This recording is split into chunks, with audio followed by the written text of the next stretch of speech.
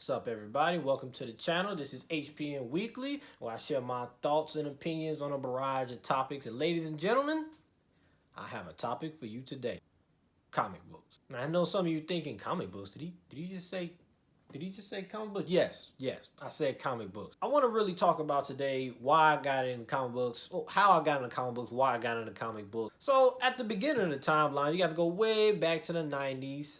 And starting with the animated TV shows that we 90 babies grew up with. And yes, we grew up with the best TV shows. In no particular order, we had the Superman animated show, which is, I was always fascinated by how you can be this strong character, stronger and more gifted than anyone around you, anybody on the earth, and yet still be this humble character and still stand up for justice and peace. And despite everything you could do, you could easily just kill someone and end them.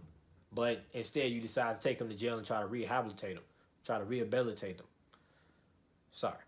So I've always been fascinated in that. And then we had the Batman animated show, which was one of the coolest things, seeing this rich playboy just put on a mask and fight crime at night.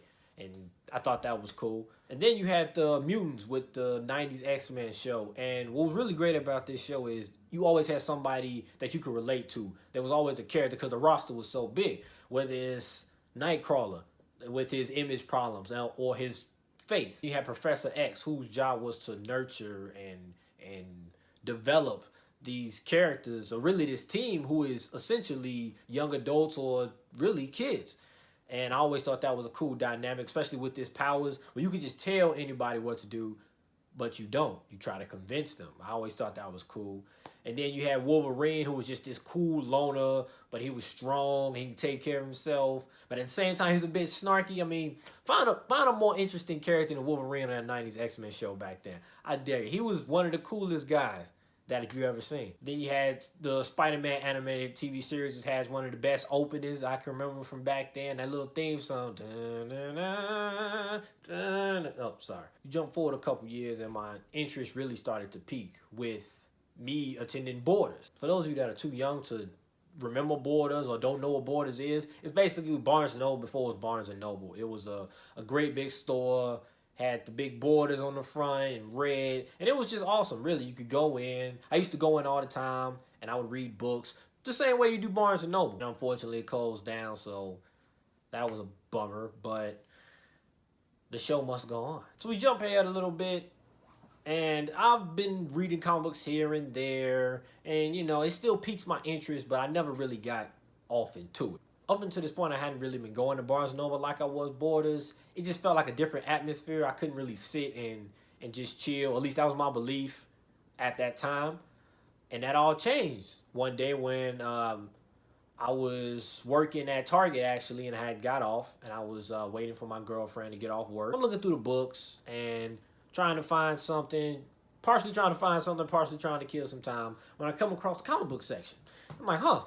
You know, comic book, I haven't read one of these in a while. Let me go ahead and check it out. And I remember I'm searching through them, looking through the Supermans, the Batmans, the Flashes, the Wonder Womans. I'm just scrolling, just looking. And I come across one that really stands out to me. Majority was the reason because of how thick it was.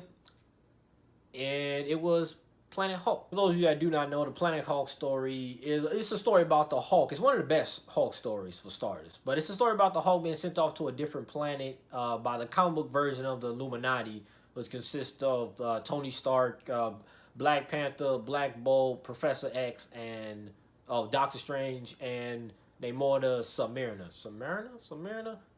Him. So basically, he's supposed to go to one planet, but he gets trapped in some type of meteor storm or black hole or something like that, and he gets redirected to somewhere else. And he winds up being enslaved, and it's a big thing. You know, he winds up being the Silver Surfer there, which was cool, who's also being enslaved and forced to fight. Long story short, he winds up becoming like the king of this planet. And that leads into one of the other greatest Hulk stories that I've ever read, which is World War Hulk. And let me tell you, like, Planet Hulk is good. It's really good.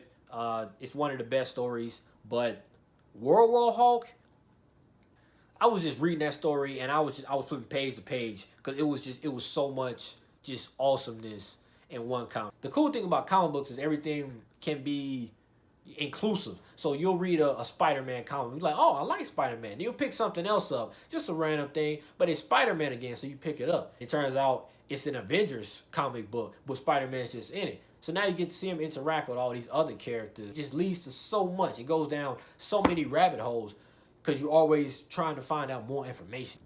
You can be a young, scrawny kid that's picked on all the time, and you get bit by a radioactive spider, and now you're just this superhero with all these abilities and all these talents. But at the same time, it's grounded because now you have a responsibility to do greatness with what you're given.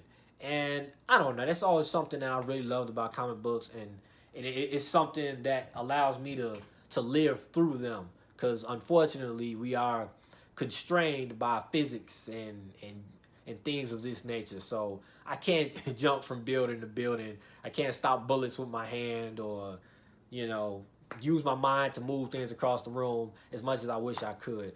But reading comic books, it doesn't make me feel like I can, but to a certain degree, it does make me feel like I can do more than I can, if that makes any sense. If you haven't heard of Marvel Unlimited and you really want to get in comics, that's the route to go.